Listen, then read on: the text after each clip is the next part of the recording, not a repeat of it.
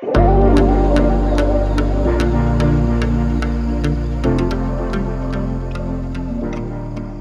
I'm Bill Schmidt. I'm a mortgage agent for the Costa Group.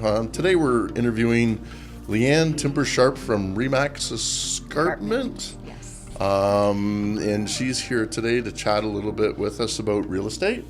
So let's start with exactly why did you get involved in real estate? Well, for almost 25 years, I've worked as an occupational therapist doing community health care primarily in Hamilton. So I've been in and out of people's homes and kind of seen a need where people are not quite understanding what their needs are long term, what kind of housing would best suit their changes in life, that kind of thing. So a few years back, I thought it would be an interesting and good sort of natural fit to get my real estate license and bring the two together. Mm-hmm. So, And you've since left the occupational well, side I'm of still things. consulting Okay. as an OT, but I'm not doing the home care sort of one-on-one clinical. But real estate's role. become your real estate is my your primary source. Okay. Yeah, for sure. Awesome. So, Well, yeah. That's great. So you're enjoying it thus far, and Yeah, it's been great. I've been almost 3 years in the business Yeah. and been quite successful and really loving it. yeah. And what market do you focus on? Like Hamilton, Grimsby, Burlington? I've been all over actually. So I'm based out of Grimsby, but I've been doing some sales in Burlington all the way to Fort Erie actually. So Okay. and the last number of months more down the Niagara Peninsula. Prices are a little bit lower there, so there seems to be a strong demand for purchase. Good. Oh, that's awesome. So when you're meeting up with your clients, and this is an interesting question I've asked a lot of my agents, and we've actually done a radio podcast with the Costa Group on this about when a client comes to you, should they be pre-approved financially first, or would you prefer them come to you first and then have them get pre-approved?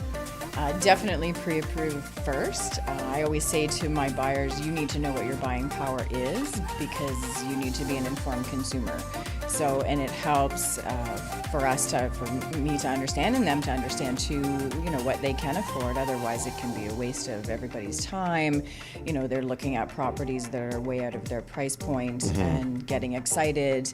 And the last thing we want to have happen is try to put a deal together and then realize that they can't afford that deal. Right. So, And that's a key component right there when you're saying that, because I know that when we work together, I always like to have the communication and get the client's permission to be able to say, can I communicate with your real estate agent? And I know when I pre-approve them, everybody wants to know what that max is going to be until you tell them what the monthly payments or bi-weekly payments are going to be on that max, and that usually changes their minds in a lot of cases. But it's nice that if they can afford $600,000 but their comfort zone is $400,000, they know that I'm going to have that communication with you to say, okay, these guys can afford a lot more, but $400 is their max. That's all they want to spend. That's what they're comfortable with. So that makes it easier for yourself as a realtor going in up front and knowing exactly what your client wants financially. So then, I try to encourage them to meet up with you and put together their wish list and see what that converts into dollar figure wise and whether they can afford it or not. With that, where do you see the housing market going right now? Like, what's your opinion as to what you will say project out to the end of this year? Yeah. So Niagara-based way, we're seeing an increase in sales, increase in average sale price.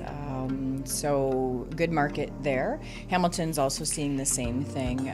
Toronto, a little bit different market there, but we see a lot of GTA buyers coming out our way. Because again, for under $500,000, you can get a great home as you move down the peninsula.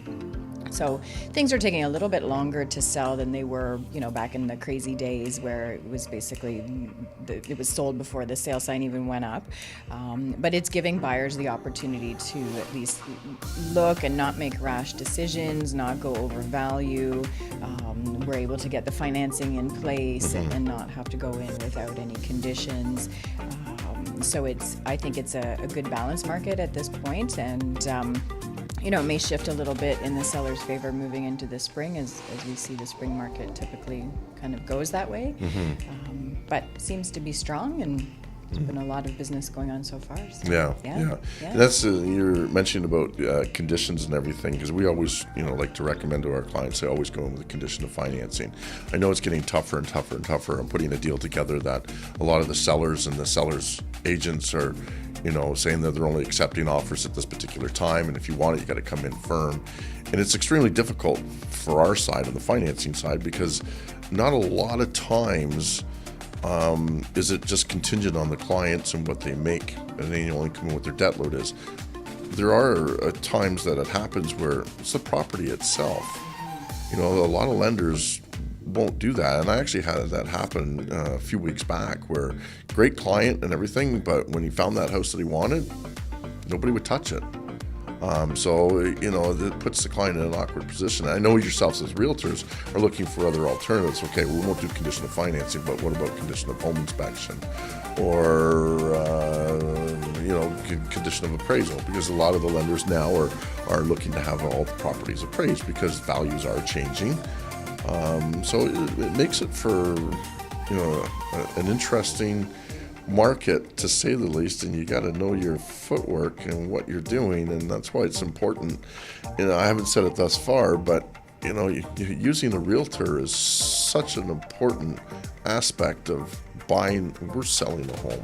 Oh, most definitely, and not all buyers realize that it doesn't cost them to use a real estate agent to help them purchase a home. Right. So it's the sellers that are paying for the services for the sale of their home. But as a buyer, our services are there for them, and to guide them along the way, and to help make those decisions, and to ultimately protect them and negotiate for them. Because again, you just don't want the deals falling through. You want to make sure that you're doing your due diligence, and your buyers are protected, and the sellers ultimately are protected too. Right. In the crazy markets, we saw a lot of deals that ended up dying or falling apart because people were not going in with condition of finance. They were overvaluing the house, so appraisers were saying it wasn't going to happen. Right. When the deals were closing months later. Exactly. Usually the 11th hour of closing, and the clients have sold their house already, and they're trying to buy, and it created a real issue. So it's better, I think, too, from the real estate agent's perspective, when you're representing a buyer, you're negotiating with the list agent also to explain to them why it's important to consider offers that have a condition of finance to protect their sellers. So exactly, and that's great that you take the time to explain that, because that is so important. Condition of financing, when we do a pre-approval, it's a mortgage pre-approval. It's not a mortgage approval. Exactly. So there's a lot of contingent information that's evolved into that, and you got to make sure that at the end of the day, the house is acceptable, the credit or the covenants of the client is acceptable, and that the lender likes both. And, the only way that we can sound off to these clients is, have them in front of us or have them in front of you so you can educate them. One of the other things that I'm kind of running into in this situation, and it's kind of ironic that it happens this way, is a lot of home buyers that are selling a home and looking at either upsizing or downsizing or whatever the case is, currently have a mortgage on their home, don't think that they have to be pre-approved because they have a mortgage. And it's, agents such as yourself that go, no, you need to be pre-approved, because we don't know what their finances have changed since the last time they had a mortgage. So it's important. Absolutely. It's important that we're a team and help each other, right? Definitely. So. And I know we've talked about that before, that sellers making that assumption that if I sell my house for X dollars, I can go purchase for Y dollars. And it's not always the case. That's like right. you said, if income has changed, so. Yeah, and the way society is nowadays, like it seems to be cheaper for the spouse to stay at home with the kids than work and have it all go towards daycare. But at the time when they got the mortgage, well, they didn't have children, and they were both working full-time jobs, and she was a nurse and he was an engineer. Well, now with one income being completely gone, it changes things. Exactly. So that's where I think the communication side between myself, you, the client, as long as we're all talking and asking the right questions and offering the right answers, I think it just makes us successful all around, and it makes it for a better client experience at the end of the day. Yeah. Oh, I totally agree. There's been, situations, circumstances I've had where it's not been that team approach, or it's hard to extract information out of the broker that my clients have chosen. So I can't stress to them enough too that, when you're making that choice in who you're going to use, please pick someone that is going to communicate with me regularly. It doesn't need to be a big secret what's happening. Financially, we are a team, like you said, and we need to work together and get the deals done and ultimately get people in their homes. So. Plus, it's good for you also to coach them to always get a second opinion, because, opinions are free. And, I've had clients come to me that you guys have sent me that, is it advantageous for them to break the term of their mortgage to take a new mortgage with another lender? And I can honestly say that when I sit down and review their finances and review what their penalty is going to be to break the term, if I don't think it's justifiable for them, I tell them up front, you're best to stay with your current lender, ride it out, have them, do a port and increase on the mortgage, move into your next place, and when your mortgage comes up for renewal, call me. Well, you usually get a dumbfounded look on that, because it's, what do you mean you're supposed to be selling me a mortgage? No, I'm selling you the right advice. It just doesn't make sense to, spend $8,000 on a penalty to save 0.25% on an interest rate. That's because right. mathematically over the remainder of the term, it doesn't work out in your favor. It never does. So having said that, those clients always come back because they remember the advice. Exactly. And, that's what we're both, I think, really good at, is offering the right advice. You wouldn't want to sell your client a home if it had no doors on it. It's like, we don't want to look at this house. Like, it's just, it's too costly to upgrade and put doors on it or windows. And it's a real, buying and selling homes, it's a real emotional journey, especially if it's your primary residence, right? Some people are investing, but, situations where it could be divorce or death, or, I had one particular instance down the peninsula where, unfortunately, these 3 adult children had lost both parents in a year and had to make that decision to sell their parents' home. Wow. And a really difficult time, and it's just, again, working with the mortgage broker and myself and being compassionate and really listening to what their needs were at the time, and the whole process beginning to end. Because it's and I think that's what makes us different from a lot is we're not looking for our next paycheck. That's right. It comes with the territory, yes, but we're looking at them as a person, as what they're going through, what they're struggling with at that time, and helping them move forward with it, whether it be happy or sad.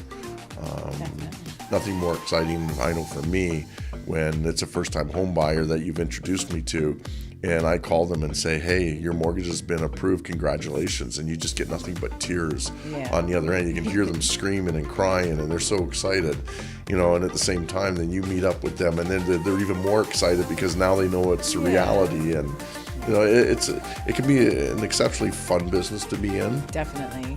It's trying at times. Yep. Unfortunately, with the government rulings, it's made it that way. But for the most part, I think we really have to enjoy what we're doing in order to do this. Definitely. So and what I love is following up 3 months later and seeing how that house has become my client's home, and how they're doing there. It's great. It is. It's awesome. It's funny you say that. I had a client that I did their mortgage for them I believe it was last September, and they were looking to get out of the home they were renting. They knew they were going to need something bigger because they were looking at starting a family. And at the time, I didn't know that she was pregnant, and they just had a little baby the other day. And it's just like, well, this is so cool, It just to see that happen, and you see the families are growing, and it's a neat career to be in, and you meet some awesome people. And the teamwork side of it is so important. We really strive towards teamwork at the Costa Group. We're all about teamwork. It's no individualism whatsoever. And I feel that with my relationships that I have with such as yourself and my other realtors and my lawyers, it's all about being one team, and collectively together we bring happiness to our clients. Definitely. And that's all that really matters at the end of the day. Definitely. I really wanted to thank you for coming out today and chatting with me. I do want you to sign this basketball because I figured as a team we should have something kind of team related. So I'm having everybody sign my basketball and the Costa Group's basketball. And this kind of shows we're all one big team. Awesome. Oh, they're the happy great. face. I like that. Well, again, Lianne, thank you so much. Thank you. Wishing you a very busy spring market Yes, thank you. when it happens. Starting to happen already. Well, that's good. That's Yep. what I want to hear. Yep. I know that typically when you guys are busy, I'm not so busy, and then when you slow down, I go crazy. So yeah, let's make it happen and prosperous year for both of us. Yeah. Awesome. Thank you Thank again. you. Real pleasure. Thanks. Thanks.